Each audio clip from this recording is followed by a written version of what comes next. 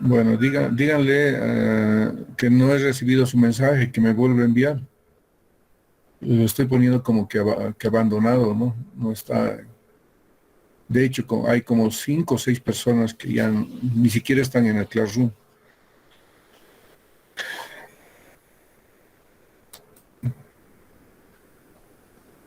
¿Están viendo? Sí, ingeniero, se ve. Ok, gracias.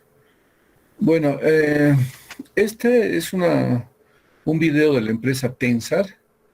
Así como este video de Tensar, también debe existir otro similar de la empresa Macaferri, que son las dos empresas más grandes que producen estos geosintéticos. Vamos a ver cómo ha ido evolucionando estos geosintéticos y un poco yo les voy a relatar, de acuerdo a mi experiencia, qué es lo que se ha ido haciendo y a qué se ha mejorado. Bueno, me avisan, estoy ya, está en funcionamiento, ¿no? El video.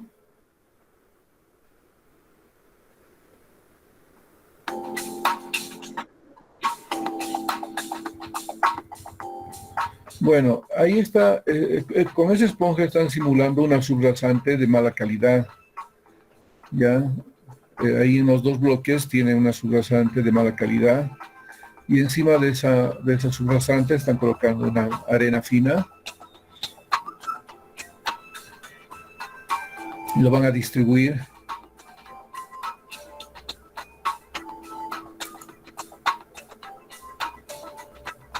de manera homogénea. En este caso tienes una subrasante, la esponja simula una subrasante y lo que preguntaba es Juan Albornoz, ¿dónde se ubica el geosintético? En este caso se está ubicando en la transición entre lo que sería la capa subbase, perdón, la subrasante, y podríamos decir que eso es una subrasante, perdón, una subbase, ¿no? La arena simula una subbase. Entonces ahí podrán ver la capacidad portante del suelo. Bueno, ese es con el peso de una persona, ¿no? Y ahí cómo cambia la capacidad portante del suelo. Solamente incorporando un geosintético, en este caso bidireccional. Ah, no, ya es el triaxial. Fíjense cómo se hunde. Y aquí, si bien hay algunos desplazamientos, pero ya son menores, ¿no? La esponja, reitero, es la subrasante y esta arena vendría a ser lo que sería la subbase, ¿no? Pero no se construye así. Están sacando el material triaxial y ahora van a ver cómo, sacando de ese lugar, cómo se comporta esto. Sigue igual, ¿no? Es así como se incrementa la capacidad portante del suelo, ¿no? Al incorporar un geosintético, con en este caso un triaxial. Aquí van a mostrar qué es lo que ha pasado, cómo se ha ido evolucionando el uso de estos geosintéticos. Aquí están tesando, que es así como se va a quedar por la trabazón que va a existir con el árido y por el peso propio mismo, ¿no? de las capas que van a estar colocadas sobre un geotextil. Entonces queda así tesado. Perdón, un geosintético, en este caso una geored o geomalla. Y aquí están tesando lo que es un geosintético, o perdón, un geotextil con fibras adheridas. O sea, este no es tejido, solamente tiene fibras adheridas. ¿Ya? Las fibras adheridas dan esa textura. Ambos están tesados.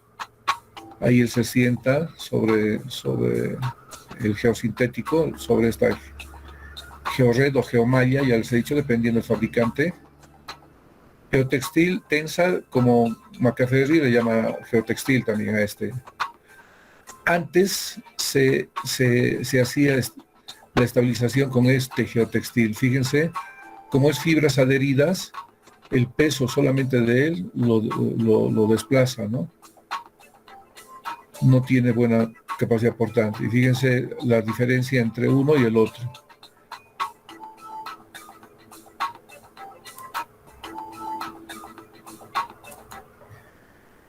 Este que ustedes están viendo de color negro,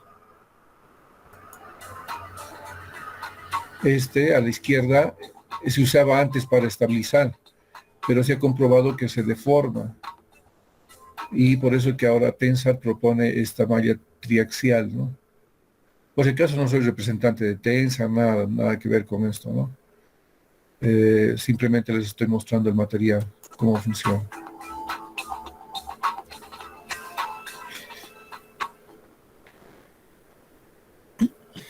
Ahora van a hacer una demostración de qué es lo que ha pasado, cómo se puede estabilizar inclusive materiales granulares, ¿no?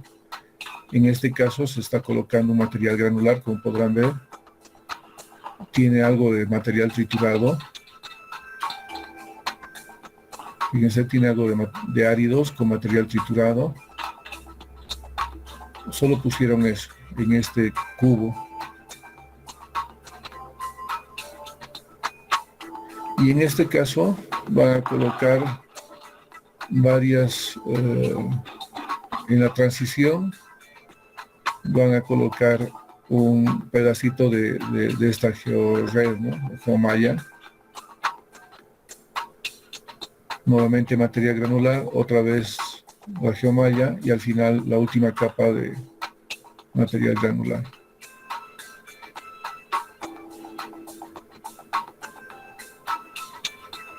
Y con eso cierro. Entonces, ya acomodado, digamos, el árido se va a hacer la siguiente prueba.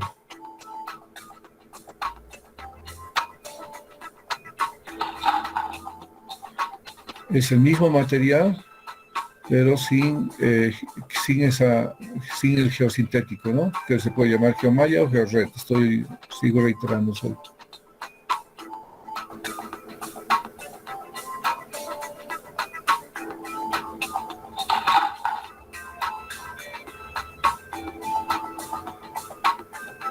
Es el mismo material, fíjense.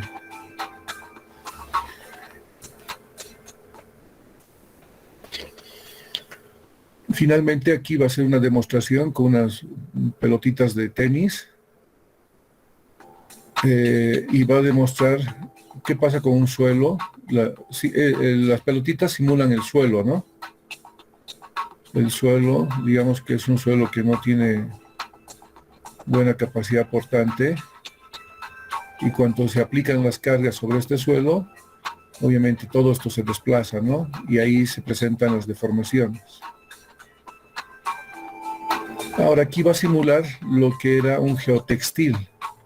Como eran fibras solo adheridas, tenía una cierta resistencia, ¿no? Nada más, una cierta resistencia muy pequeña, porque no era un tejido, no era una tela, ¿cómo se dice? No eran fibras tejidas, en otras palabras. Ya eran solo fibras adheridas. Lo que está simulando aquí es ese geotextil que tiene solo fibras adheridas, ¿no? Y encima se colocaba el suelo. Entonces se aplicaban las cargas por los vehículos y se provocaba estas deformaciones, ¿no? Que es lo que han visto ustedes cuando la persona se sentaba. Entonces se ha dejado de usar ese geotextil y lo que recomienda Tensar es utilizar sus mallas triaxiales armadas en 3 direcciones. Ya les dije que existen mallas unidireccionales y mallas bidireccionales. En este caso lo que Tensar recomienda es utilizar esta triaxial, que es más o menos lo que ha pasado en el último experimento, digamos, donde tenías una caja y han puesto tres geosintéticos entre medio.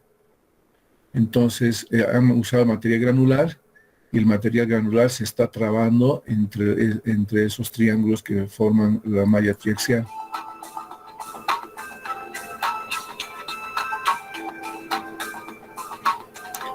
Recuerden, las pelotitas son el suelo, ¿no? Y el triángulo es el geosintético. Ahí está aplicando fuerza y no se deforma, ¿no? Y eso es lo que ha pasado en el último experimento, ¿no? El material granular ha ocupado el espacio entre las fibras de la malla triaxial para darle mayor capacidad portante. Eso es lo que les quería mostrar. No sé si alguien tiene alguna pregunta sobre el video.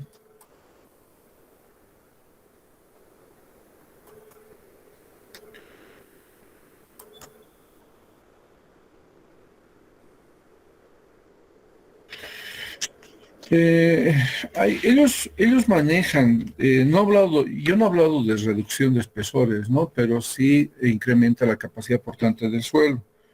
Pero ellos dicen que sí, de alguna manera, es posible hacer una reducción de espesores.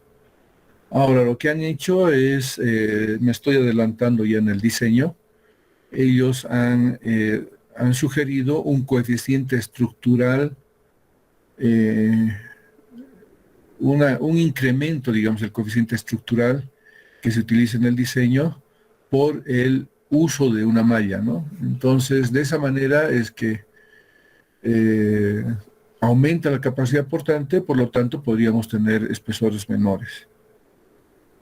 ¿Ya? Sí, es posible. Ellos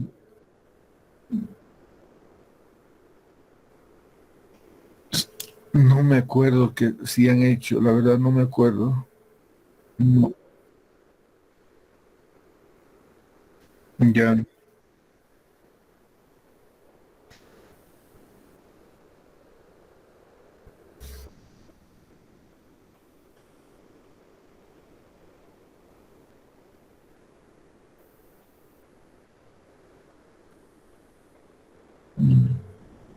Pero vamos a comentar sobre eso, ¿no?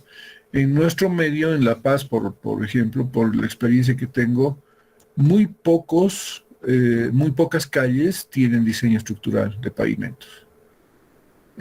Por lo general, lo que se ha hecho es, si yo tenía una calle de tierra, le he dado una perfilada con una motoniveladora y le he puesto asfalto, en algunos casos. En otros, ya tenía adoquín, tenía losetas prefabricadas, inclusive empedrado, y encima se le ha puesto una mezcla asfáltica, ¿ya? Y eso no es un diseño de pavimento, o sea, uno no sabe qué tipo de suelo tiene ahí abajo. El único pavimento diseñado creo que es el de la Camacho, es el de la Landaeta, la Almirante Grau, son las últimas intervenciones que han hecho, ¿no? Ahora no sé si en Sopocachi, en la parte de la Plaza Baroa, se está haciendo, en ese viaducto también se está haciendo algo de diseño de pavimentos, ¿no? Entonces, en la mayoría de los casos se ha construido así. Entonces, si uno no sabe qué es lo que hay abajo, obviamente hay un monstruo ahí debajo y si uno va excavando, se va a encontrar con muchas cosas que no son las adecuadas, ¿no? Así que no es buen ejemplo, digamos, hablar de diseño o de construcción en las calles urbanas de nuestra ciudad.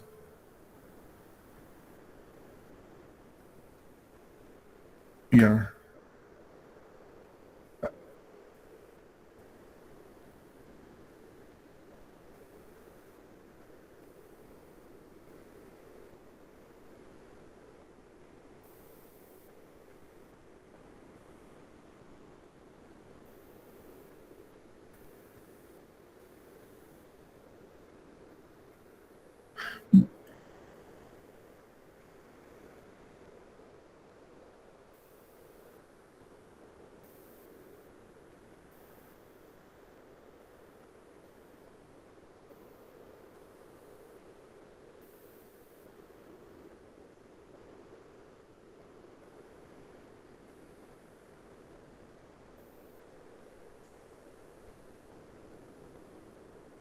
Ah, sí, lo mismo han tropezado con el viaducto de Sopocachi, ¿no? De la Plaza Baroa. Ha estado así abierto mucho tiempo. Estaban esperando a que EPSAS haga el cambio de tuberías, ¿no? Y se han encontrado con tuberías muy antiguas, algunos ductos de algunos edificios que estaban mal instalados y un montón de problemas. Pero eso lo vamos a ver más adelante. Ya veremos ahora este capítulo, dejando ya los materiales granulares. Nos vamos a abocar a ligantes bituminosos, que es la manera, digamos, genérica que se conoce al material que nos va a permitir aglutinar, digamos, los áridos, ¿no? Eh, ¿Dónde lo vamos a utilizar eso? Por si acaso es una carretera, he hecho un corte como transversal, como cortando con un cuchillo, digamos, la carretera, y tendría esa estructura de pavimento acá. No exactamente igual, pero por lo general estamos así en un 80 o 90% de carreteras, tenemos esta configuración, donde toda la estructura del pavimento, es decir, me refiero desde acá hasta acá, esto es el pavimento. Cuando estamos hablando de pavimento nos referimos a esto, no nos referimos solamente a la capa que vemos nosotros como usuarios. Entonces el pavimento está apoyado sobre un suelo de subrasante, ya sabemos nosotros que siempre sí o sí se va a apoyar sobre una subrasante. En esta ocasión, como ya hemos visto lo concerniente a los requerimientos en capa base, en capa subbase, de hecho ustedes ya han hecho una planillita para identificar eh, las características o que se requiere que cumplan los materiales para que sean utilizados tanto en capa base como en su base. Ahora nos vamos a abocar a ver la última capa, que es la capa de herradura, de un pavimento flexible en este caso, ¿no? De un pavimento flexible. La capa de herradura de un pavimento flexible puede ser una mezcla asfáltica, como está aquí, una mezcla asfáltica, o puede ser un tratamiento superficial. ¿Qué es una mezcla asfáltica? Cuando estoy hablando de una mezcla asfáltica, cuidado que se pierdan. Ya estoy poniendo ya un preaviso que vamos a ver la última capa, que es la capa herradura, y en este caso en pavimento flexible tenemos dos tipos de tipos o de capas de herradura que podrían ser construidos. Uno es la mezcla asfáltica, o en algunos libros van a encontrar concreto asfáltico, también es lo mismo, anótense eso. De pronto en algún lugar van a encontrar concreto asfáltico, es lo mismo que mezcla asfáltica, ¿no? Y el otro es tratamiento superficial, que es diferente al anterior. Entonces veamos qué es una mezcla asfáltica. Eso es una combinación, dice, en planta de asfalto y áridos. Esa es una mezcla asfáltica. Es una combinación que se realiza en una planta industrial, así como una planta de hormigón. A lo mejor ustedes han debido ver con mucha frecuencia esas plantas, donde se mezcla el asfalto y los áridos. Normalmente los áridos más utilizados son los de 3/4, 3/8. Se puede utilizar arena natural o arena triturada y un porcentaje de filler.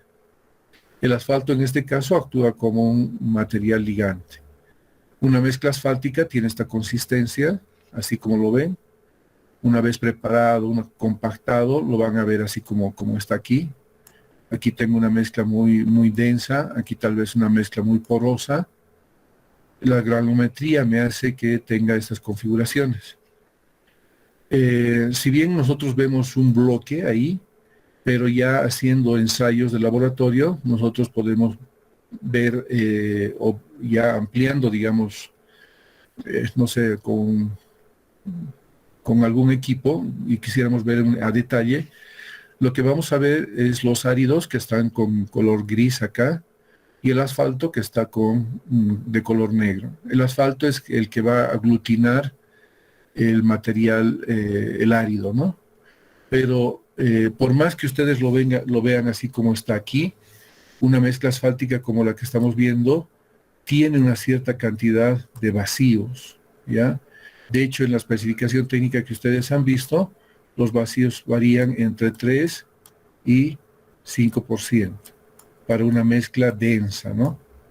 Para otro tipo de mezclas, obviamente los porcentajes van a ir modificando. Pero una mezcla asfáltica, si bien ustedes ven así algo compacto, pero en la realidad está compuesto de esto, ¿no? Áridos, asfalto y un porcentaje de vacíos. Está bien esto de la mezcla asfáltica, ¿no? Bueno, ¿qué es un tratamiento superficial? Que es otra técnica que nosotros utilizamos para construir una capa de rodadura. Es una combinación, dice, en este caso es en sitio, se realiza en sitio, tanto de asfalto como de áridos. El tamaño máximo que se utiliza es de 1 pulgada y el asfalto actúa como material ligante, o sea, va a agarrar el árido, en otras palabras. Normalmente nosotros construimos tratamientos superficiales dobles, triples, muy poco un simple. Simple es cuando realmente no se va a utilizar, pero cuando es doble, el primer riego podría ser de 1 pulgada, digamos, y el segundo riego tiene que ser la mitad del primer riego, o sea, el tamaño del árido, ¿no? Tendría que ser la mitad del primer riego, es decir, de media pulgada el segundo riego. ¿Está bien? Ahora, ¿cómo defino el tamaño del árido? Está en función del tráfico y de otros parámetros más que vamos a ver más adelante, ¿ya? Entonces, en este caso no necesito una planta, se ejecuta como ustedes están viendo, un camión distribuidor y un camión distribuidor de asfalto, que vendría a ser este, y un camión distribuidor de áridos, que vendría a ser este acá. ¿Y cómo queda la superficie? La superficie queda así. Primero se hace un riego de asfalto, que es la línea negra que estoy simulando acá, en esta imagen. Y luego este camión, a continuación, en marcha re, en este sentido, el trabajo se realiza en este sentido.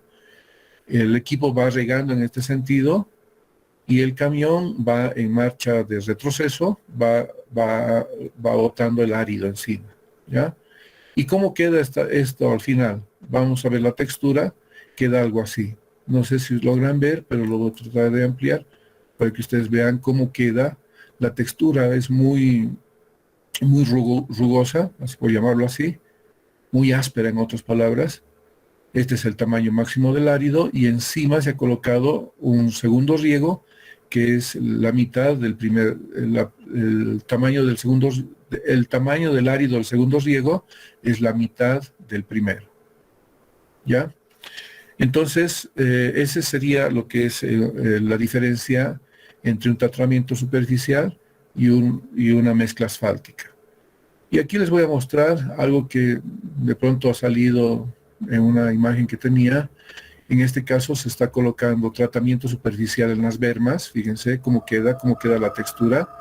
Y la calzada tiene una mezcla asfáltica. Haciendo una ampliación de esto, a ver si logramos ver la textura ahí de ambos. Es muy cerrada la de mezcla asfáltica y la textura del tratamiento superficial queda como lo que están viendo ahí. ¿Ya? Bueno, vamos a ver ahora, nos vamos a enfocar exclusivamente, ya hemos visto para qué nos sirve el asfalto, nos sirve para construir una mezcla asfáltica o un tratamiento superficial. Y ahí a grandes rasgos hemos visto cómo se produce, cómo se construye y cómo queda, digamos, al final. Pero ahora nos vamos a abocar al ligante como tal, ¿ya? Dice, el uso del moderno del asfalto en carreteras y calles ha comenzado a finales del siglo pasado y ha crecido rápidamente con el surgimiento de la industria automotriz. Cada vez nosotros tenemos mejores carros, ¿no es cierto? Teníamos antes carros de lata, ahora ya tenemos con fibras, parachoques metálicos, ahora nuestros parachoques son de plástico. Nuestros frenos antes eran cualquier cosa, ahora tenemos frenos ABS. ¿Qué más ha cambiado? A ver si alguien me ayuda. Antes era carburador, ahora tenemos a inyección. ¿Qué más creen que ha cambiado dentro de la industria automotriz?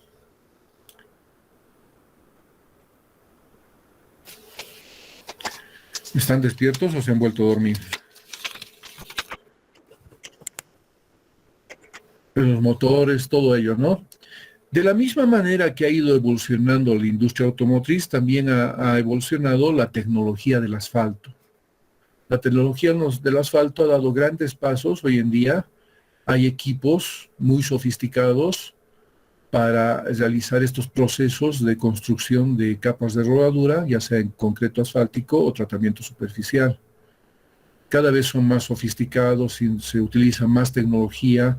Antes, por ejemplo, para vaciar una mezcla asfáltica, lo que se tenía que hacer es mandar a la brigada topográfica a colocar unas hilos de guía para que la terminadora vaya por esos hilos y no se desvíe, digamos, y vaya rectito, digamos, en una tangente y con el bombeo, con la pendiente longitudinal, transversal ya definida, ¿no? Pero ahora ya se programa, eso me gustaría ir a ver con ustedes, pero ya les he dicho, dependiendo de la calificación que tengan en el examen, no van a ir todos, solamente los que tengan mayor a 51.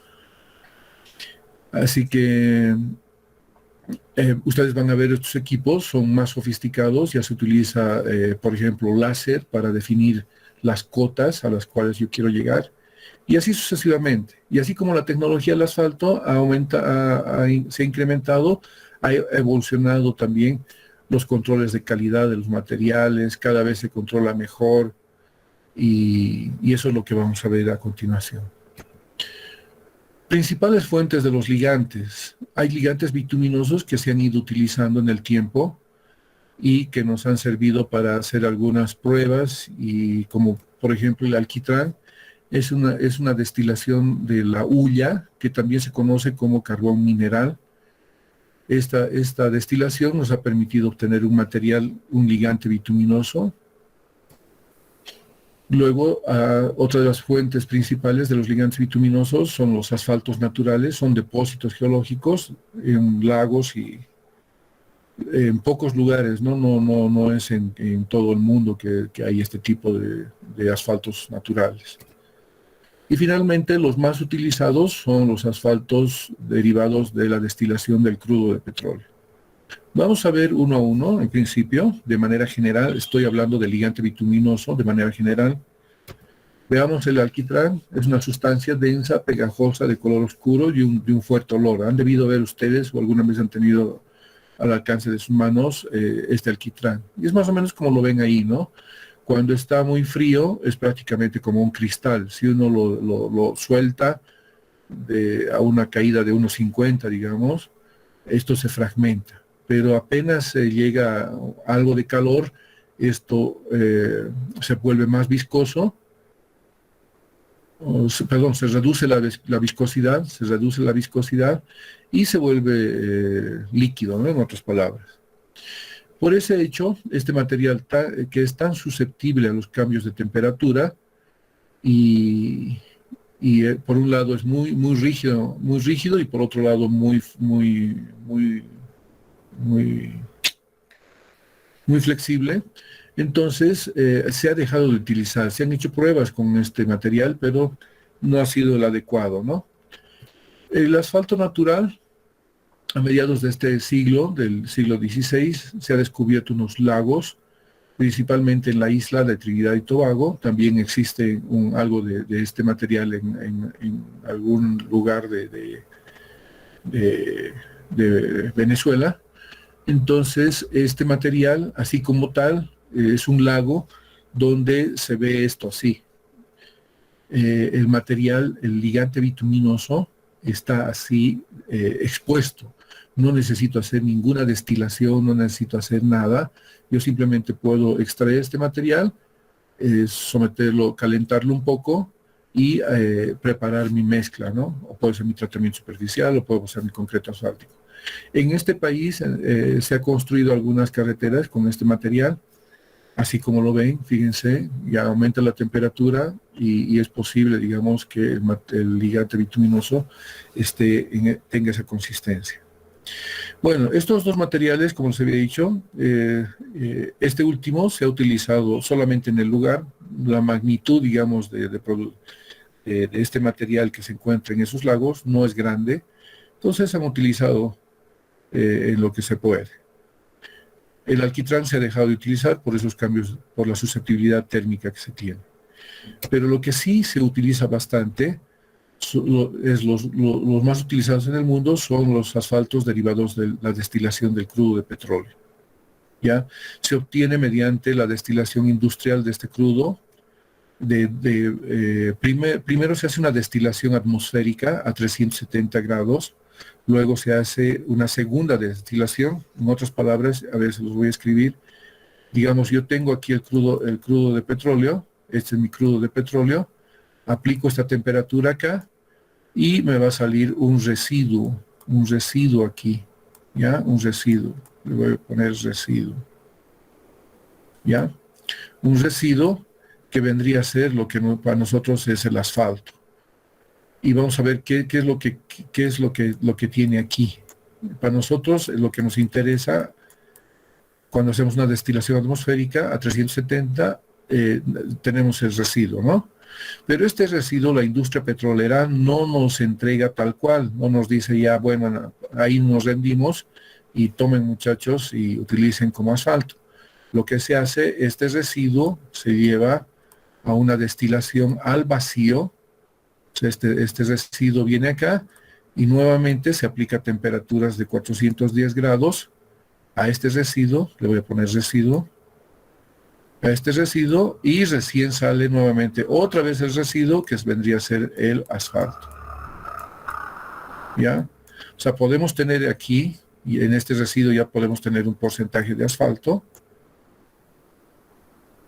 ¿Ya? Como también en la segunda destilación de este residuo podemos sacar. En este residuo obviamente van a quedar algunos solventes que le interesa comercializar a la industria petrolera, como en la primera destilación atmosférica. ¿Está claro eso? Sí, Inge. Por si acaso, de este residuo también ya han creado una tercera destilación. Ya, por si acaso, han creado una tercera destilación. Ya, ahorita no me acuerdo el nombre, pero se los voy a pasar en un video luego.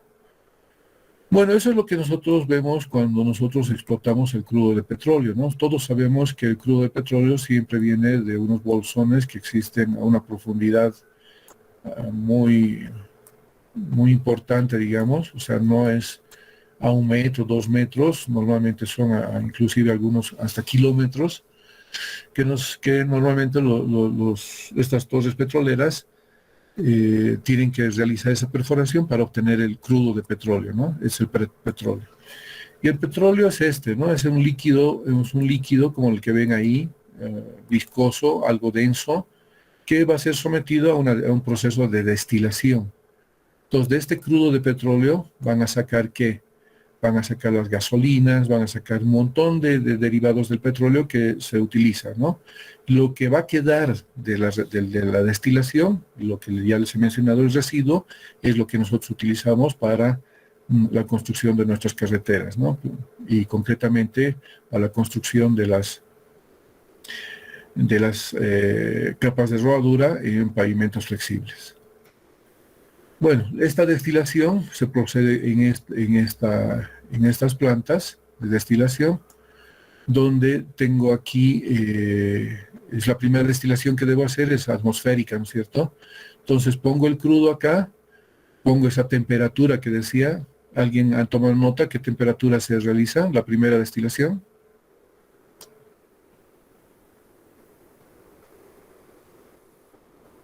...370 grados, ¿no? Entonces, bueno, los crudos pueden ser transportados en un buque, digamos, exclusivamente para transportar el crudo de petróleo. Pueden ser almacenados.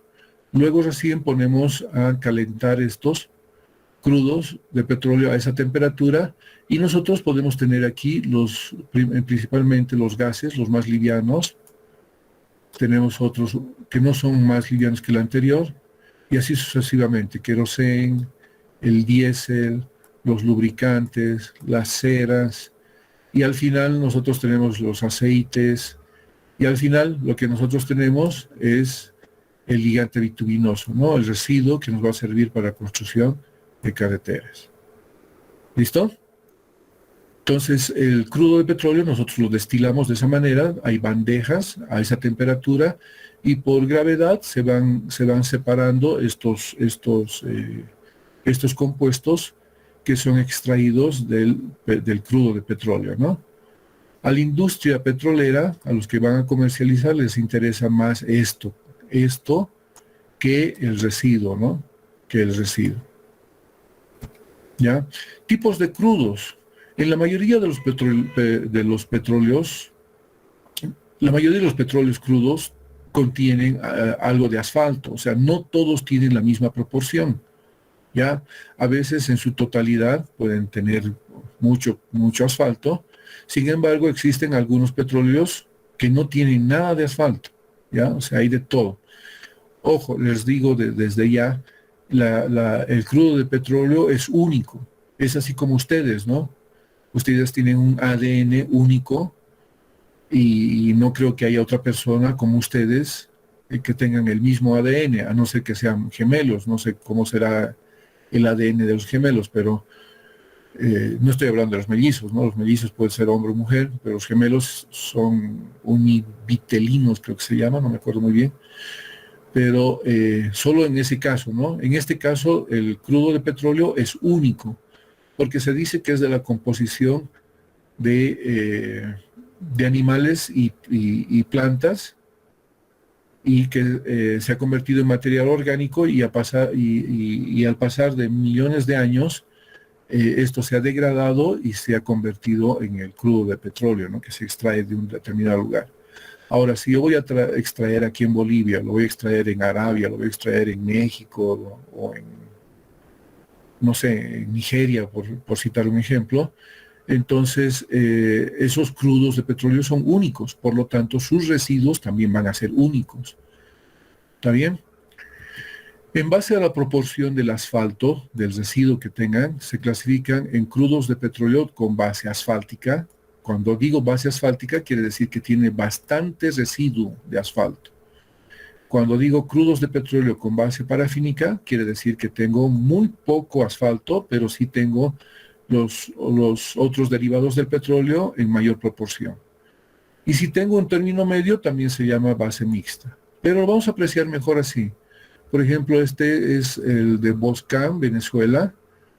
El crudo de petróleo tiene un alto porcentaje de residuo, por lo tanto el ligante bituminoso tenemos el 58%, y en compensación tenemos los derivados del petróleo más livianos en un porcentaje de 42%. Si nos vamos a hacer una destilación del crudo de Arabia, entonces aquí tendríamos un residuo de ligante bituminoso que está alrededor de 27%, y obviamente se incrementa lo que son los solventes, los derivados del petróleo, como es la gasolina, el queroseno. O sea, ahí en la destilación voy a tener mayor porcentaje de gasolina, por ejemplo, y no así como en el de Venezuela, que tengo 3%. Ahora, un petróleo de Nigeria, por ejemplo, que es parecido al petróleo que se ha extraído nosotros no somos un país petrolero, pero sí hemos logrado extraer algo de petróleo, y cuando se ha hecho la destilación hemos tenido algo parecido a la situación de Nigeria, donde el ligante bituminoso está alrededor de 1%, pero sí hemos tenido mayor cantidad de derivados del petróleo. En nuestro caso podríamos incrementar algo más. Lo que sí tenemos bastante es el gas, ¿no es cierto? Gas. ¿Está claro hasta aquí?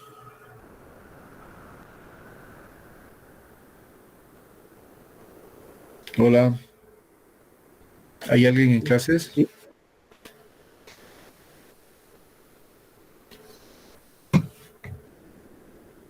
sí, ingeniero. Ok, gracias. Bueno, analicemos la composición química. Es muy compleja. Básicamente está constituida por cadenas de moléculas compuestas fundamentalmente de todo lo que es la química orgánica, ¿no?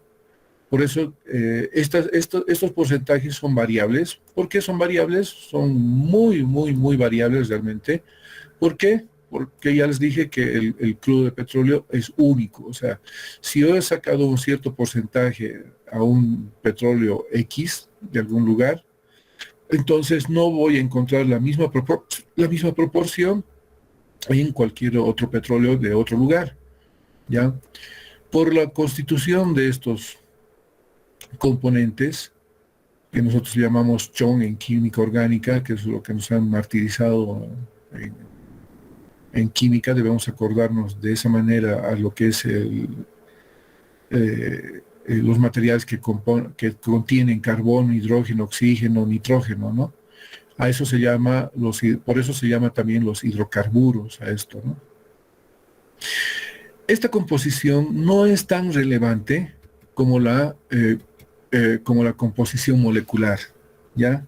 La composición molecular es lo que nos interesa a nosotros, porque ha pasado por ciertos procesos de destilación, y en esos procesos de destilación, de alguna manera, se pierden algunas propiedades del ligante bituminoso, o sea, del residuo, ¿ya? En la primera destilación vamos a tener un residuo que no va a ser similar al residuo de la segunda destilación, y de la tercera inclusive, ¿no? Entonces, por ese hecho, nosotros debemos analizar no solo esa composición química que hemos visto en la lámina anterior. Lo que nos interesa más es conocer los asfaltenos, las resinas y los aceites. Los asfaltenos nos dan la dureza, las resinas la aglutinación, y los aceites nos permiten darle trabajabilidad al cemento asfáltico, ¿ya? Entonces vamos a ver lo que nos interesa más que la composición química. Nos interesa la estructura molecular del asfalto, que eso es lo que normalmente hacemos para nuestros controles de calidad, más en laboratorio del proveedor que en laboratorios de las empresas que van a construir. Esto interesa mucho más a los proveedores, porque ellos nos van a garantizar el cemento asfáltico que nos están dando, más que nosotros controlarlo, este material en la obra, ¿no? De hecho, muy pocos son los laboratorios de obra que cuentan con estos equipos para realizar este trabajo de verificar la estructura molecular del asfalto. Este material está constituido, como se había dicho, principalmente de asfaltenos, resinas y aceites. Los aceites pueden ser aromáticos o saturados.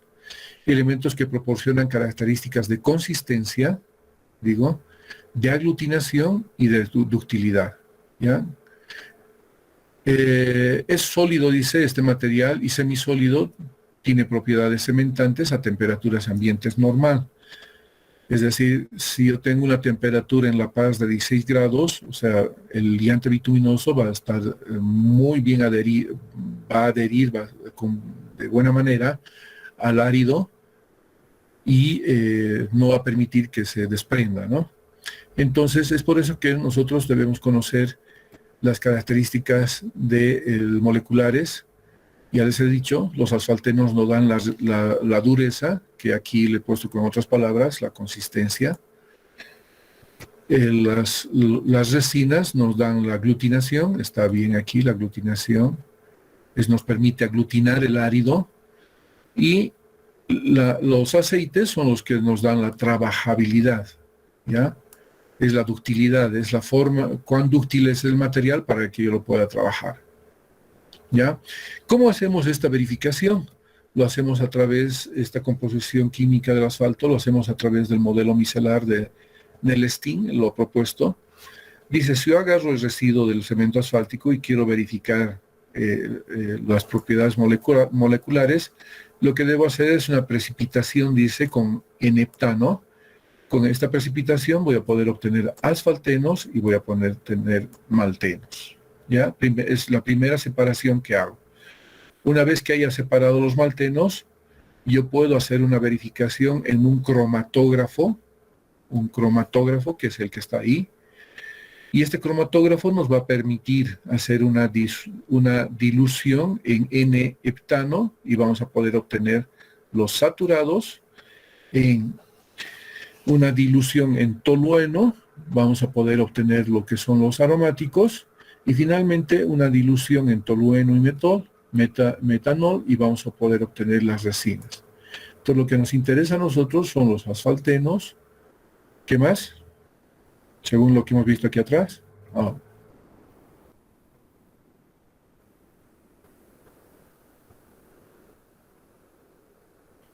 Asfaltenos, maltenos y resinas, ¿no?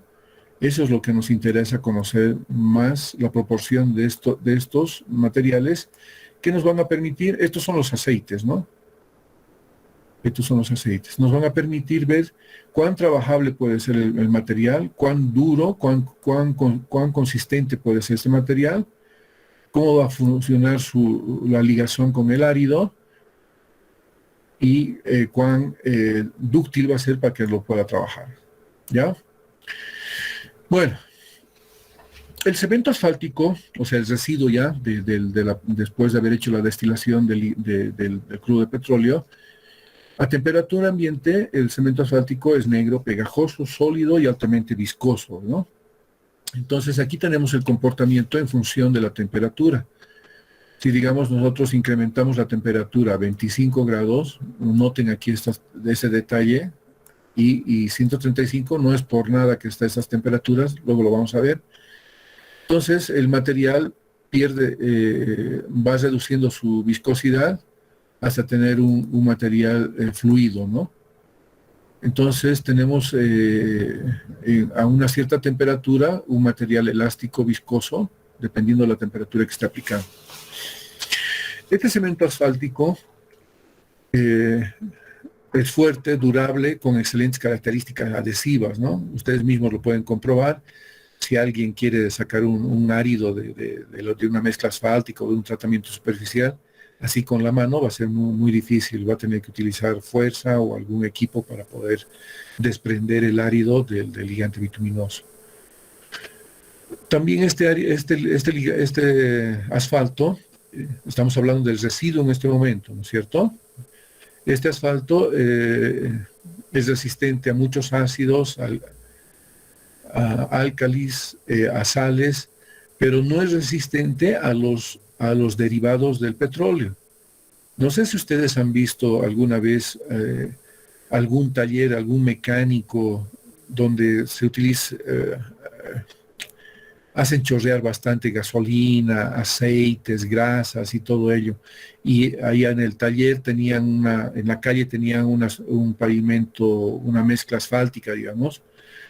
Si yo pongo un poco de gasolina nada más sobre la mezcla asfáltica, lo que va a hacer es hacer que se pierda esas propiedades de adherencia. Entonces va a deteriorar ese lugar donde haya, digamos, chorreado algún derivado de la destilación del crudo de petróleo, de estos livianos que les he dicho, ¿no? ¿Alguien ha visto algún taller así donde ustedes mismos pueden ir con el pie o con la mano, lo raspan y se va a ir saliendo el árido? No sé si alguien de ustedes ha podido ver eso.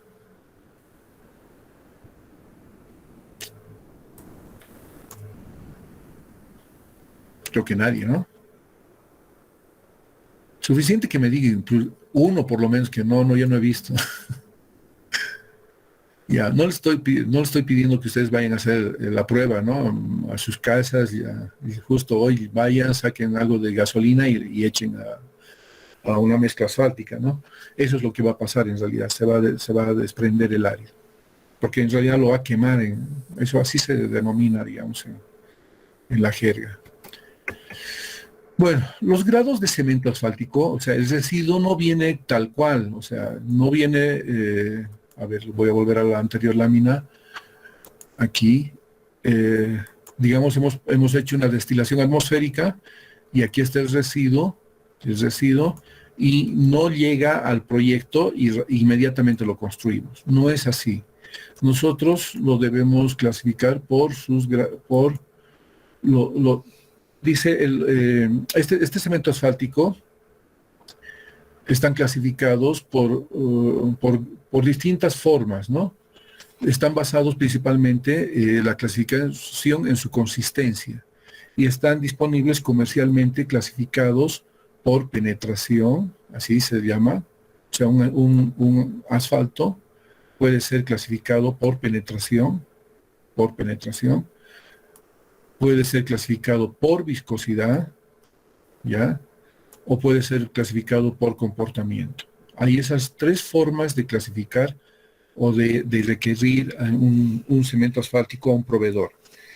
O sea, es decir, yo puedo decir, en la obra leo las especificaciones y resulta que mi especificación dice que mi cemento asfáltico está gradado por penetración, ¿ya? O de lo contrario, leo mi especificación y va a decir, su cemento asfáltico está gradado por viscosidad. Entonces, yo lo debo pedir al proveedor con base a los requerimientos, pero ya sea clasificado por viscosidad, por penetración o por comportamiento, ¿ya? Vamos a ver aquí las tres formas de gradación que se tiene del cemento asfáltico. Primero, la gradación por penetración, ¿ya? ¿En qué consiste esta gradación por penetración? Está especificado por ASTM D943 y el principal ensayo para la clasificación por penetración es justamente el ensayo a penetración que se realiza ¿a qué temperatura? A 25 grados, ¿ya? Entonces, a esa temperatura y con este ensayo de penetración podemos medir la consistencia del material, ¿ya? Y los grados de penetración estándar son únicos. Por ejemplo, hay un rango que está entre 40 y 50, hay otro que está entre 60 y 70, el otro rango es entre 85 y 100, entre 120 y 50 y entre 300 y 200. ¿Cuál es el asfalto más duro para ustedes según este ensayo de penetración? ¿Este acá? ¿El A? ¿O este acá? ¿Cuál es el cemento asfáltico más duro? ¿El A o el B? El A. El A, ¿no? Porque a esta penetración lo que ha hecho ha sido que la aguja penetre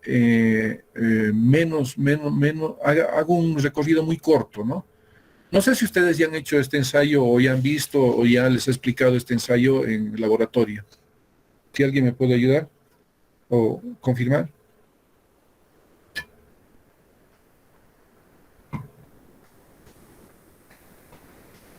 Justo estamos en eso, ingeniero. Ya estamos viendo estos ensayos para clasificar el... Ya.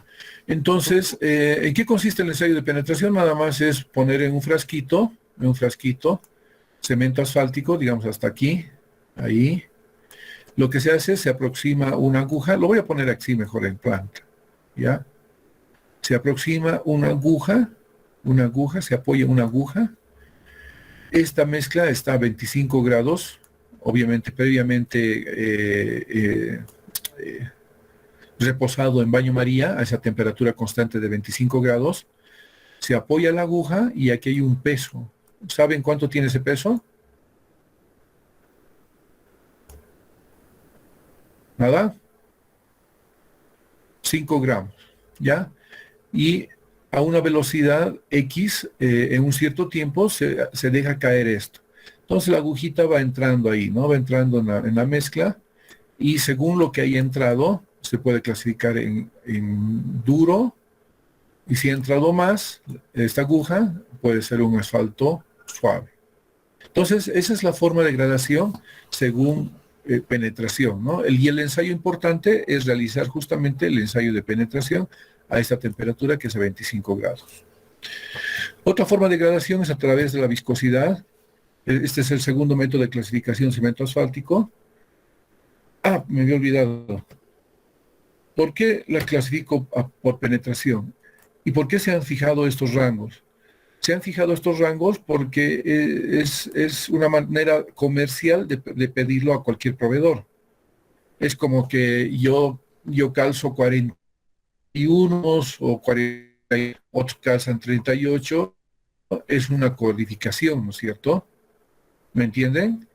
Es una codificación. Y si yo voy a hacer un ensayo de viscosidad, lo mismo tengo una codificación. No sé si alguien ha visto unos zapatos, por ejemplo, los tenis últimamente están viniendo así, donde dice USA, es 9 punto tantos, y UCA, que es United Kingdom, es de Inglaterra. La codificación, ese sistema tiene otro número, ¿ya?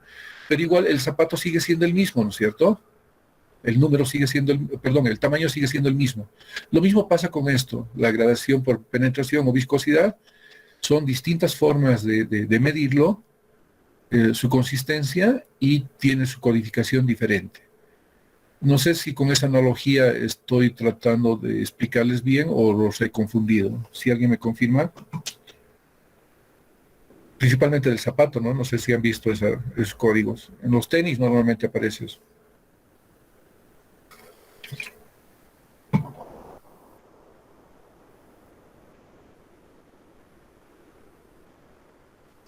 Es 5 gramos, creo.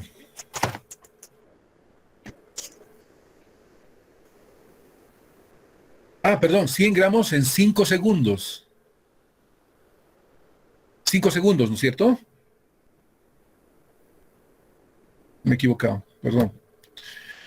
Gracias. Bien, de eso sirve para al que ha hecho la planillita, le va a ayudar bastante a ubicarse de en lo que estamos hablando. Bueno, en nuestro medio, en el altiplano, dada la consistencia y el clima, en la parte del altiplano, inclusive algo de los valles, se ha utilizado el cemento asfáltico 85-100, ¿ya? En el oriente se ha utilizado este asfalto que es el 60-70, que es un poco más duro. Obviamente se entiende, ¿no? Si voy a tener alta temperatura en el oriente, queremos que no se deforme. ¿Cómo se deformaría un asfalto de alta penetración, ¿no? Entonces, esos son los cementos asfálticos que nosotros hemos utilizado en nuestro medio. Entonces, la codificación es esa que les he dicho. Entonces, volviendo nuevamente a lo que es el ensayo de viscosidad, nosotros tenemos este ensayo de viscosidad, el cual está especificado según la STM 3381. El sistema está basado principalmente en el ensayo de viscosidad, Es suficiente hacer este ensayo de viscosidad para poderlo clasificar. Y esta viscosidad lo realizamos a 60 grados. Si hacemos a 60 grados, ¿de qué tipo de viscosidad estamos hablando? Si alguien me puede ayudar. No sé si han visto hasta este momento los tipos de viscosidad que se tiene. O alguien que me diga qué tipos de viscosidad. ¿Perdón? No, el tipo de viscosidad.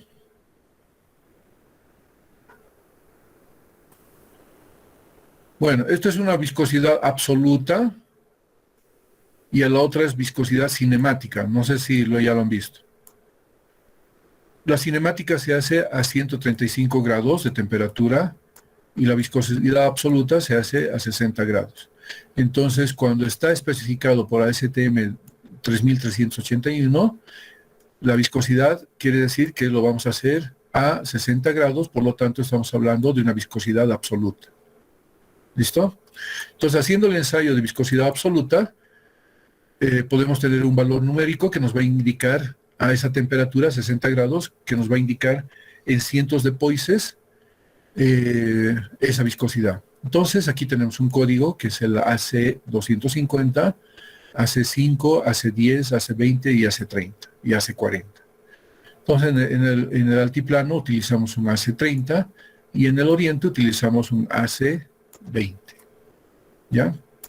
Entonces, es una forma de codificar. Entonces, igual lo estoy requiriendo el cemento asfáltico, ya sea por viscosidad o penetración, pero para que pueda utilizarlo en determinados lugares, bajo distinta codificación nada más, bajo distintos ensayos, pero que me van a servir en definitiva para el uso en el lugar que yo estoy pidiendo. Aquí tengo una comparación del grado de penetración y viscosidad del cemento asfáltico. Fíjense, a la izquierda tenemos lo que son los grados los grados que están definidos de manera comercial, ¿no? Tenemos el asfalto 40-50, 60-70, 85-100, 120-150, 230. Yo lo tengo que pedir así. Yo no puedo pedir un asfalto, tráigame un asfalto con penetración, no sé, pues miren el rango desde acá hasta acá, hay un espacio, ¿no? Yo no le puedo pedir, yo quiero, por favor, un cemento asfáltico con penetración de 79, digamos, o tal vez 80. Yo no le puedo pedir así. Es como que si yo quisiera pedir un asfalto, un zapato que número 41.3, digamos, ¿no? O sea, no existe esa numeración. Lo mismo pasa con estas clasificaciones que ya se han definido de manera comercial estos rangos, ¿no? Entonces ahí tengo el 85-100 y el 60-70. Pero por esta parte tengo lo que es un cemento asfáltico viscosidad, clasificado por la viscosidad. Si nosotros agarramos los límites del asfalto clasificado por penetración, 85-100, por ejemplo, 85-100, como podrán ver, dentro de esta clasificación del 85-100 existen cuántos tipos de viscosidad. O sea, puedo encontrar dos tipos de cemento asfáltico en este rango del 85-100. Por eso es que muchos países han migrado de la penetración a la viscosidad. Hay muchos países que todavía están haciendo la clasificación por viscosidad, pero nosotros ni siquiera hemos pasado por acá. Nos hemos ido a la otra clasificación, que es por comportamiento, la tercera clasificación que les voy a mencionar a continuación. La gradación por comportamiento o por performance es el tercer método de clasificación del ligante bituminoso. Y este se utiliza, más que utilizar las dos temperaturas, el primero está utilizando temperaturas de 25 grados. ¿Será que todos nuestros asfaltos están a 25 grados en servicio? ¿Qué creen ustedes? Dígame cualquier cosa, por favor.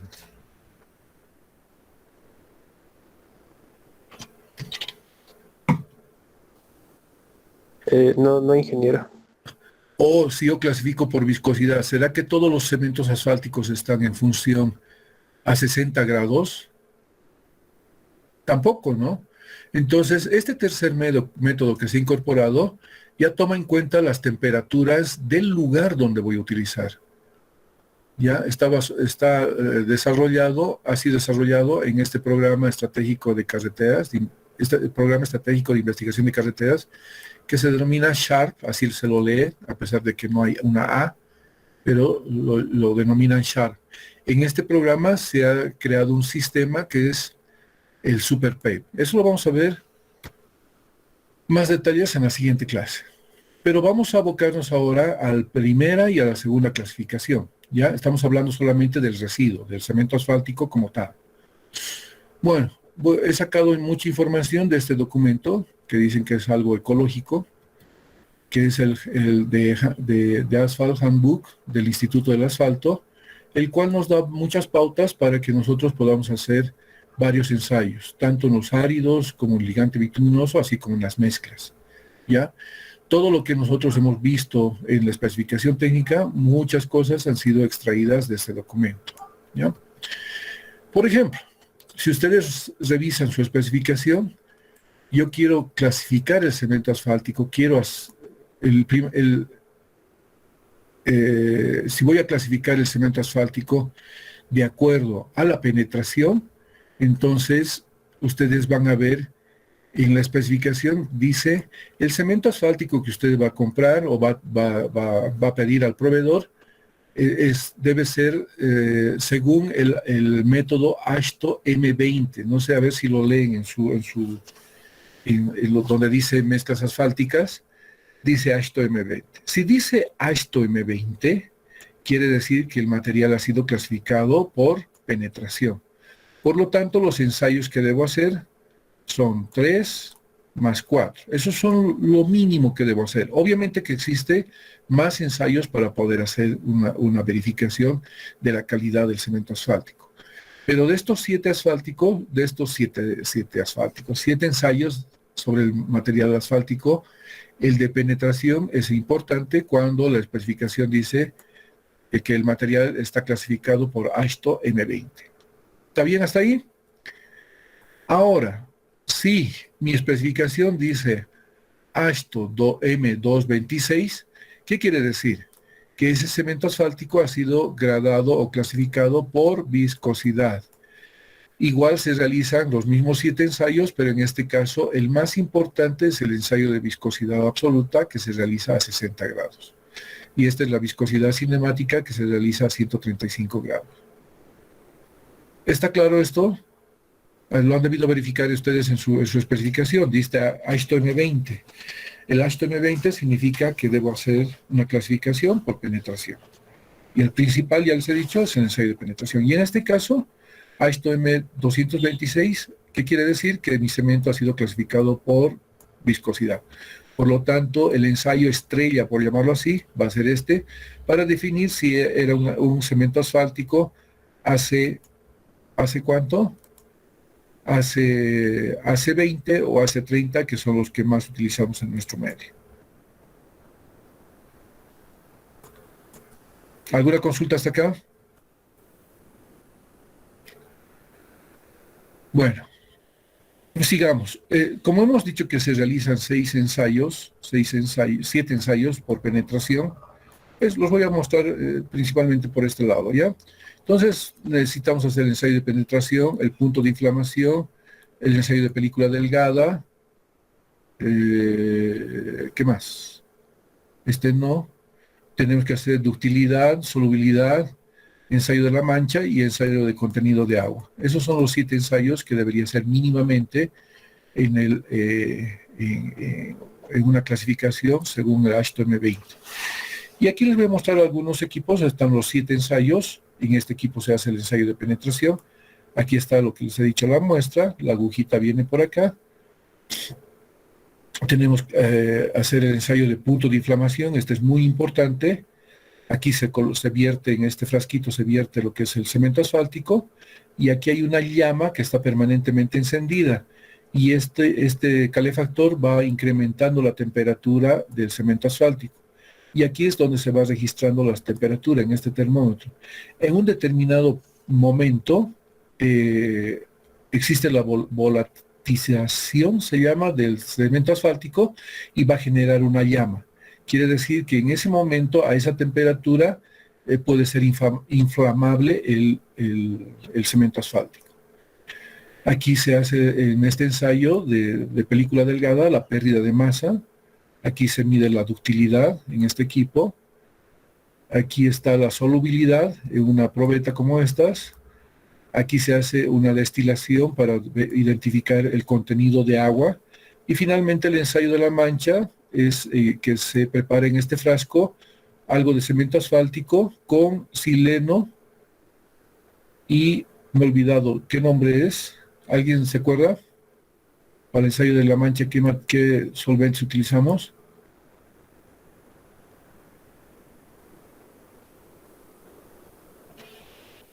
Bueno, me he olvidado. Pero uno de estos es el sileno, ¿ya? Entonces es así que estos son los equipos básicos que debería tener si el asfalto estaría clasificado por penetración. Si fuera por viscosidad, aquí tendría que incorporar un equipo que es el viscosímetro de viscosidad absoluta, ¿no?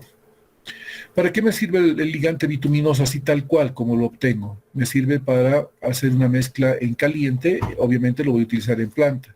Y aquí están las penetraciones, esta es una clasificación por penetración, y estas son las más comunes que utilizamos en nuestro medio, 85, 100 y 60, 70. ¿Listo? Podemos utilizar en másticos, en algunas mezclas para juntas, y en tratamientos superficiales en caso de que la penetración sea mayor. O sea, necesitamos reducir la viscosidad, o sea, asfaltos con menor viscosidad para poder utilizarlos en tratamientos superficiales, ya sea simple, doble o múltiple. Este cemento asfáltico yo lo puedo modificar por distintas razones. Han debido escuchar que los cementos se modifican. Se modifican por distintas razones. Las modernas técnicas de refinado han permitido, digamos, incorporar termoplásticos, elastómeros, termomoldeables, pueden transformarse en aditivos, sólidos, líquidos, dependiendo qué es lo que quiero hacer, ¿ya? Tengo aquí, por ejemplo, los termoplásticos son polietileno, polipropileno, látex. No sé si ustedes ya han seguido algunos proyectos de grado. Recién hace un mes creo que ha sido, que ha defendido José Rivero, no sé si lo conocen. Él ha hecho No, no, él no ha hecho con látex. ¿O sí? No me acuerdo muy bien. Pero en este momento hay una pareja de Roberto Carlos Soldado y Narda, están haciendo con látex de incorporación de látex al cemento asfáltico. Varios se han hecho utilizando, por ejemplo, los copolímeros SBS, que es estireno, butadieno, estireno, el EVA, que es el etilvinilacetato, y el SBR es el caucho estireno butadieno. La incorporación de caucho, por ejemplo, lo ha hecho este ingeniero que está en el laboratorio, Ronald Pérez, creo que es. Ya, entonces, ¿con qué finalidad se han incorporado estos materiales? Para hacer modificaciones y mejorar las propiedades del cemento asfáltico. ¿Ya? También se ha incorporado goma reciclada, de llanta, de neumático. También se incorporan fibras, en algunos casos se han incorporado fibras al cemento asfáltico, justamente para mejorar sus propiedades. Les había mencionado ya cuando hemos visto áridos que también es posible incorporar un aditivo de adherencia. Esto es cuando no es compatible el árido con el cemento asfáltico. Entonces yo le pongo un aditivo de adherencia y me va a permitir mejorar o adherir el árido, ¿no? No se va a desprender con facilidad. Pero uno de los reductores, de las modificaciones importantes es los reductores de viscosidad. No es cierto que ustedes han visto el cemento asfáltico a temperatura ambiente, digamos, o se encuentra así como lo ven, ¿ya? Como lo ven. Pero tiene que tener una cierta temperatura para que ocurra esto. Si estamos a una temperatura, no sé, de 14, 10 grados, temperatura ambiente, no va a ocurrir esto. Va a estar ahí como un bloque, como el alquitrán cuando está frío, así. Pero para que yo quiera trabajar este material, yo puedo reducir la viscosidad. Entonces, para eso se utiliza, a ver dónde estoy, aquí. Entonces, nosotros intencionalmente hacemos que se reduzca la viscosidad y nosotros podemos tener una emulsión asfáltica. También podemos hacer una reducción de la viscosidad aplicando solventes, haciendo ya el asfalto diluido. Y lo que hemos visto, ¿no? También una forma de reducir la viscosidad es hacer un asfalto espumado, ¿ya? Habíamos dicho que el principal motivo de las modificaciones que se realizan en el cemento asfáltico es aumentar la resistencia de la mezcla asfáltica a las deformaciones, a los esfuerzos de tensiones y a la fatiga. Eso es lo que nos interesa. Lo que todos sus compañeros han hecho con estos proyectos de grado, con estos materiales, con todos estos materiales, ha sido justamente verificar si el material va a ser resistente a las deformaciones, a los esfuerzos, ¿ya? Y a la fatiga del material, porque en un determinado momento tantas aplicaciones de carga que están sometidas sobre este material van a tener fallas por fatiga, ¿ya? Entonces, estos polímeros, digamos, que se incorporan, reducen el agrietamiento también, así como la susceptibilidad de las mezclas a las variaciones térmicas. Entonces, estos polímeros nos permiten, digamos, que no haya mucha deformación por la variación térmica. Y el más utilizado en nuestro medio es utilizando polímeros del SBS, que es estireno, butadieno, estireno. Ese es el que nosotros estamos utilizando más para tener una buena resistencia de la mezcla asfáltica. ¿Está claro hasta aquí? ¿Alguna consulta?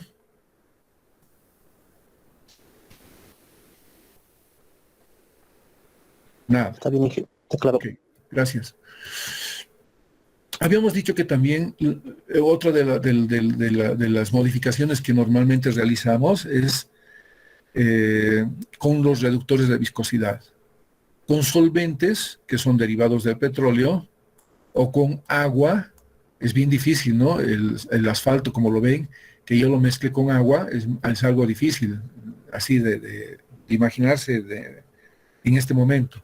Pero vamos a ver cómo realmente se hace esa mezcla con agua. Y un emulsificante también nos permiten darle mayor trabajabilidad a la mezcla asfáltica cuando se evaporan los reductores de viscosidad, es decir, todos estos solventes pueden evaporarse, así como el agua también se va evaporando, y lo que va a quedar es un residuo, y ese residuo va a aglutinar el árido que vamos a utilizar. Al final de la evaporación de estos solventes o del agua, el asfalto se queda puro y adherido al árido, ¿ya? Y estos reductores, si yo voy a utilizar un solvente, se llama asfaltos diluidos o asfaltos cortados, ¿ya? Entonces, ¿por qué estoy utilizando un solvente? ¿Por qué le estoy metiendo solvente a un cemento asfáltico? Para bajar la viscosidad y hacerlo trabajable, ¿ya? Y ese asfalto que utiliza un solvente se lo conoce como asfalto diluido o asfalto cortado. Ahora, si voy a utilizar agua para bajar la viscosidad del asfalto y un emulsificante, ese material se lo conoce como asfalto emulsificado. ¿Está bien esto? Quiero que lo entiendan bien porque después vamos a ir desarrollando con más detalle esto. ¿Por qué se lo modifica? Lo modificamos principalmente para darle trabajabilidad a bajas temperaturas. Ojo, el cemento asfáltico, estamos hablando del cemento asfáltico, ¿dónde está? Cualquiera sea el cemento asfáltico, nosotros necesitamos altas temperaturas, ¿ya? Por citar un ejemplo, el cemento asfáltico debe ser calentado a 150. No es una temperatura exacta, hay que hacer un ensayo, pero estoy poniendo un dato aproximado. La emulsión asfáltica se trabaja a temperatura ambiente. Si ahorita estamos a 15 grados, lo puedo trabajar. El diluido lo puedo trabajar como lo caliento un poco, luego le adhiero un solvente, y es decir, no sé, gasolina, querosén. Entonces, obviamente, va a tener una temperatura, a veces llega hasta 60 grados, pero no va a llegar a 150, ¿no? Como el cemento asfáltico. Esto puedo trabajarlo a 15 grados, por ejemplo, a temperatura ambiente. Esto a 60 por el hecho de que lo he calentado previamente y le he aplicado un solvente para mezclarlo. El espumado puedo trabajarlo igual a temperatura ambiente, no necesito calentarlo. Obviamente que previamente se calienta, ¿no? Pero en el choque térmico que hay entre el agua y el aire, se genera la espuma, pero esta espuma ya está algo tibia, no está muy caliente como traía inicialmente. Entonces, habíamos dicho que se baja la viscosidad principalmente para darle mayor trabajabilidad. O sea, no necesito llegar a los 150, necesito llegar a menos temperatura y lo puedo trabajar así. Entonces tengo de esa manera estos dos tipos de asfalto por trabajabilidad. Entonces hablemos del primero, asfalto diluido cortado. Cortado en algunos libros van a encontrar porque en inglés dice cut back. ¿Ya? Entonces, y otros dicen diluido porque efectivamente es el proceso, ¿no? El asfalto, si le incorporo un solvente, lo que estoy haciendo, reduciendo la viscosidad al momento de diluirlo, ¿no? Con un solvente. Entonces vamos a hablar de este asfalto. Los cutbacks son asfaltos líquidos, dice, a temperatura ambiente, que se preparan incorporando solventes de petróleo, derivados del petróleo, ¿no? El cemento asfáltico, este es al cemento asfáltico que estoy utilizando, al cemento asfáltico base. Esto se hace para reducir la viscosidad del asfalto, para trabajarlo en temperaturas inferiores, ¿no? Bueno, dice, una vez mezclado con el árido, este asfalto diluido, imagínense que este es el residuo, ¿no ve? Entonces yo he incorporado aquí un solvente y se ha mezclado esto y ha generado lo que es el asfalto diluido, ¿ya? Entonces supongamos que esta es mi partícula de árido. Aquí en este globo que lo está señalado con esta flecha, está lo que es el asfalto y el solvente, ¿ya? Pues aquí está solvente más asfalto. Han generado una sola partícula, ¿ya? Y este es el árido. Entonces, una vez que se junta el árido, el asfalto, le voy a poner árido aquí, AR, el asfalto rodea el árido y el solvente que estaba aquí antes comienza a evaporarse. Y al final, ¿qué va a quedar? Árido empapado de asfalto, y lo mismo va a quedar otro árido que empapado de asfalto, y lo cual van a ser una nueva mezcla, ¿no es cierto? Es así como se trabaja con este asfalto diluido, que no necesita estar a 150 grados de temperatura, como sería el asfalto purito, ¿no? Este asfalto purito, si yo quiero trabajar, debo calentarlo a esa temperatura. Pero este no necesita. Podemos llegar, como les he dicho, a 60 grados, que tranquilamente lo puedo mezclar con un solvente, ¿no? Entonces, dependiendo del solvente que utilice, yo voy a, en función de la rapidez de evaporación del solvente, en el proceso de curado, los asfaltos cutback se dividen en 3 tipos: de curado rápido, medio y lento. ¿Ya? ¿En qué consiste eso? Que si yo le pongo gasolina, digamos, como solvente, voy a tener un evaporado muy rápido. Ustedes saben que la gasolina se evapora con rapidez. Si yo le pongo un queroseno al asfalto, es un solvente, me va a permitir diluirlo y la evaporación va a ser mucho más lenta que con gasolina. Y si voy a poner un aceite no de los que conocemos, ¿no? Un aceite especial, entonces voy a tener un curado lento por la evaporación, por la tardía evaporación del solvente. Bueno, ustedes igual van a ver en las especificaciones, no se utiliza mucho de curado lento. Los que más se utilizan son de curado medio y los de curado rápido. Si ustedes tienen un asfalto clasificado por AASHTO M81, quiere decir que es de curado rápido. Por lo tanto, como solvente debería utilizar, ¿qué? Si alguien me ayuda. Gasolina. Gasolina, ¿no? Ahora, si mi especificación dice usted debe utilizar un asfalto diluido, indicado por AASHTO M82, quiere decir que voy a utilizar un asfalto diluido de curado medio.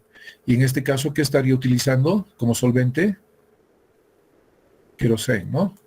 Entonces, la evaporación me clasifica en curado rápido, en curado medio. Yo no he visto utilizar hasta la fecha un asfalto de curado lento, por si acaso. Bueno, así como en el asfalto se tiene algunos ensayos que hay que realizar, está, por ejemplo, aquí previamente, como ya está con solvente, se hace una destilación y de lo que queda como residuos, recién se hace penetración, ductilidad y viscosidad. Pero sobre el asfalto ya disuelto con el solvente, debemos hacer los ensayos de viscosidad, ¿no? Todos son importantes. Esto solamente se hace en el residuo. Bueno, entonces, lo mismo, penetración, punto de inflamación, película delgada. Este es el principal, ¿no?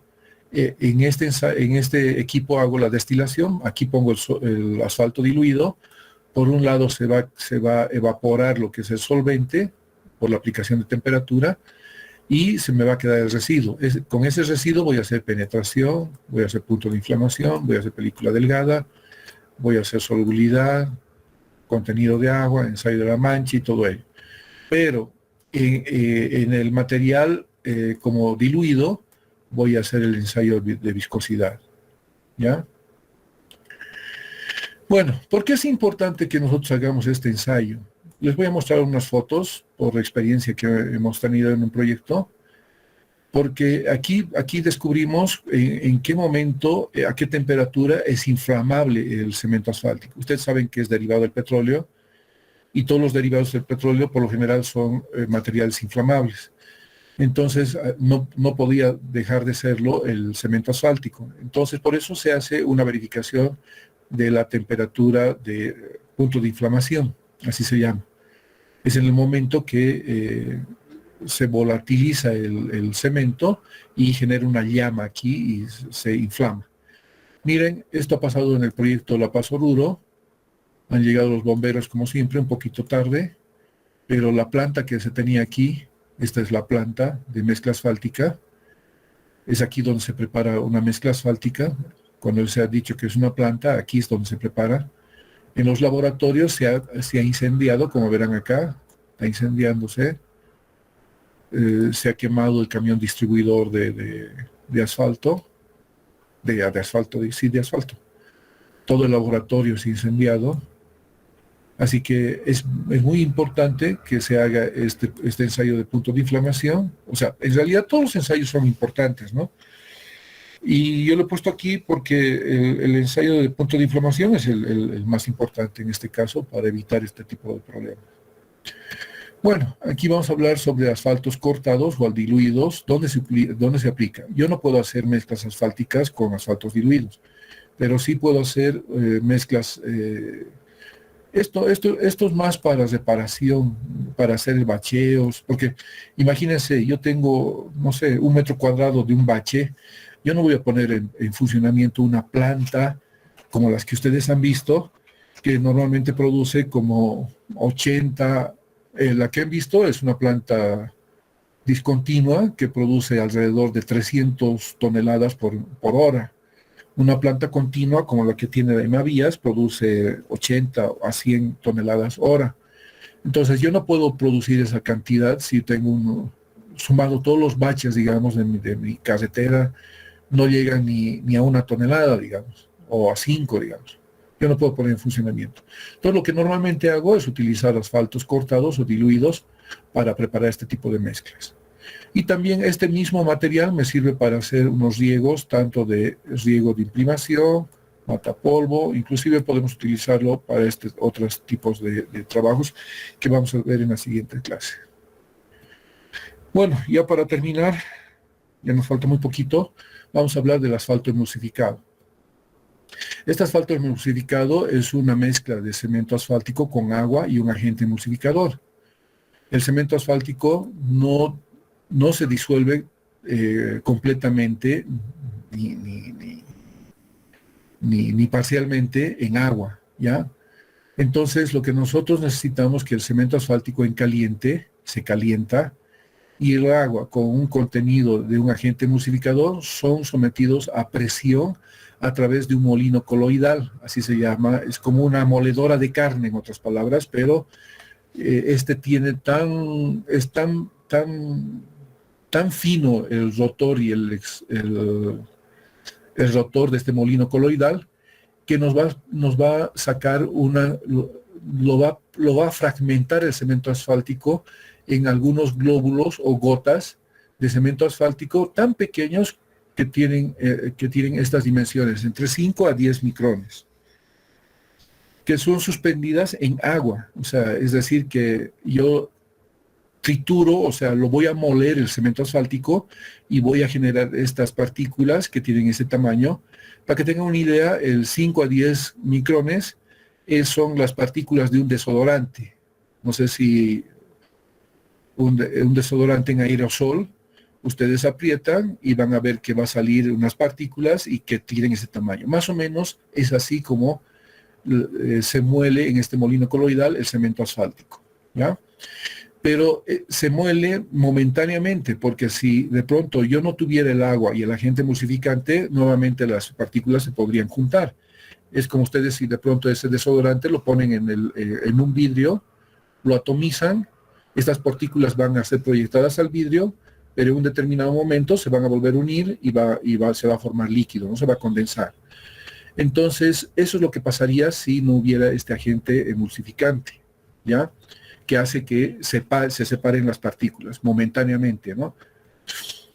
Este agente emulsificante además le da una carga eléctrica a la partícula para que no se unan, para que no se vuelvan a unir estas gotas y generen una repulsión entre sí.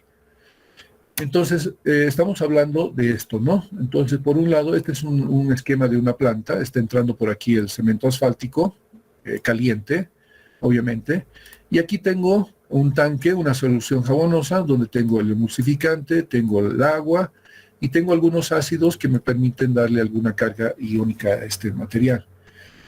Aquí está el molino coloidal, el que hace que muela las partículas. Aquí ya genera unos puntitos, digamos, estas son las partículas del cemento, pero al entrar con el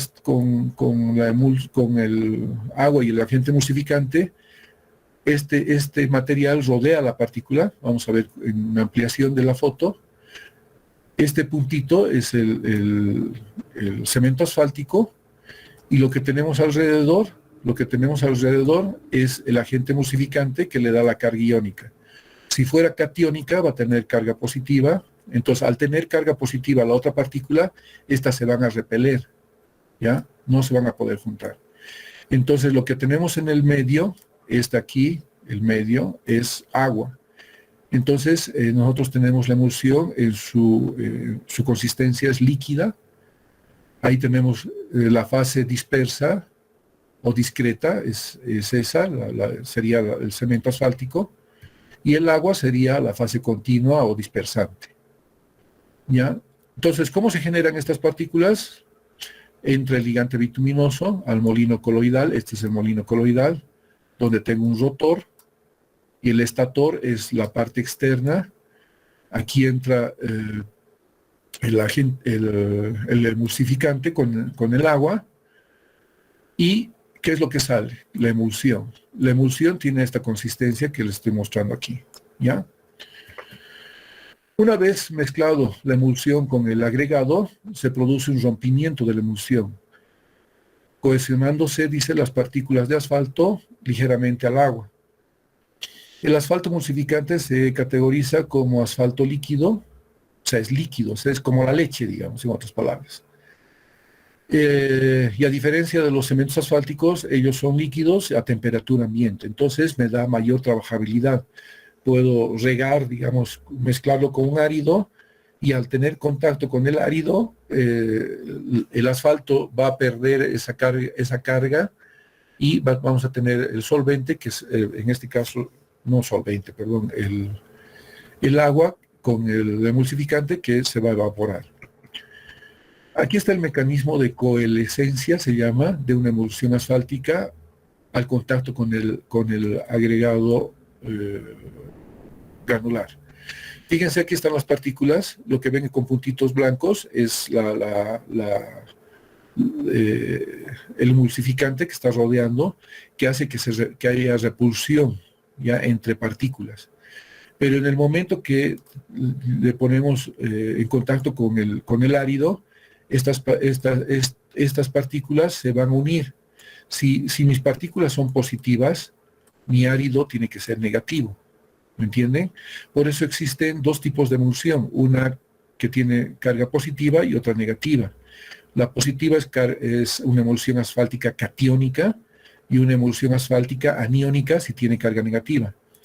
Entonces, obviamente que el agregado también tiene que ser de carga opuesta para que se puedan unir. Entonces, el emulsificante que le daba carga es atraído por la carga contraria que tiene el árido, y ahí se produce la rotura. En el momento que se produce la rotura, nuevamente las partículas de cemento se vuelven a unir, lo que va a hacer de que haya una adhesión al árido, ¿no? O sea, el asfalto, que sería que está con marrón, se va a adherir al árido. Bueno, aquí están la codificación que se tiene. Y de acuerdo a la codificación tenemos también lo que es clasificado por carga iónica. Nosotros en nuestro medio utilizamos más emulsiones asfálticas catiónicas, porque nuestro árido es de carga negativa. Entonces tiene que ser de carga contraria, ¿no? Yo no puedo utilizar una emulsión aniónica en nuestro árido, porque nuestro árido tiene negativa, ¿no? Entonces se estaría repeliendo, así se dice. Había una repulsión entre árido y emulsión. Entonces, el que más, nosotros lo utilizamos en nuestro medio, pero en otros países, si tienen áridos catiónicos, pueden utilizar esta emulsión.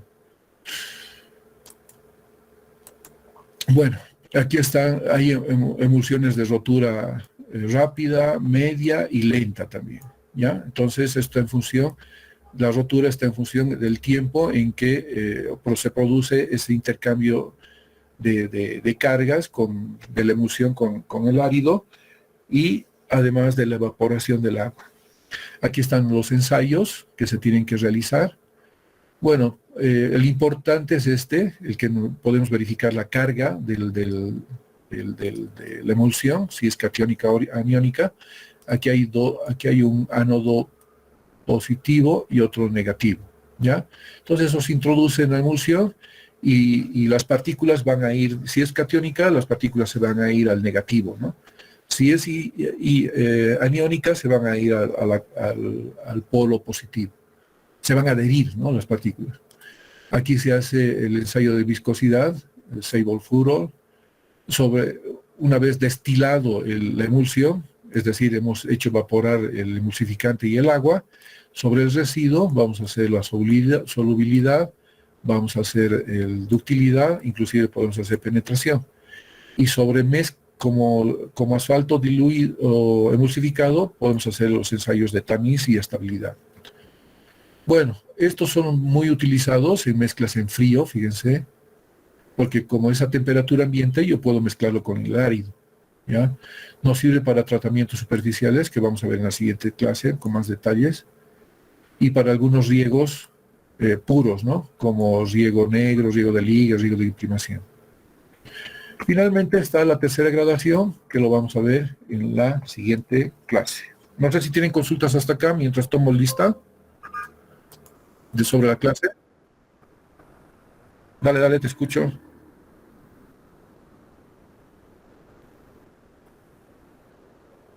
Sí,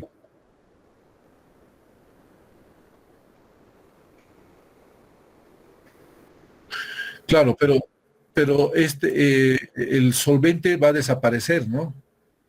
Y el residuo es el que va a quedar el cemento asfáltico, que se va a adherir al árido. O sea, el residuo que queda de un asfalto diluido es el asfalto puro, ¿ya? Pero ahora, si yo voy a ese asfalto puro que está adherido al árido, le voy a volver a poner cualquier derivado del petróleo, ahí sí lo voy a volver a quemar, ¿no? Porque estoy aplicando como 2 veces. De hecho, el cemento asfáltico, tanto por hacer estas manipulaciones o por calentarlo varias veces, se va oxidando, es decir, que se va volviendo más rígido, ¿ya? O sea, más duro, y al ser más duro es menos, tiene menos propiedades de adherir al árido, ¿ya? No sé si te he respondido, pero por ahí va la cosa. ¿Alguien tiene otra consulta? Mientras llamo lista.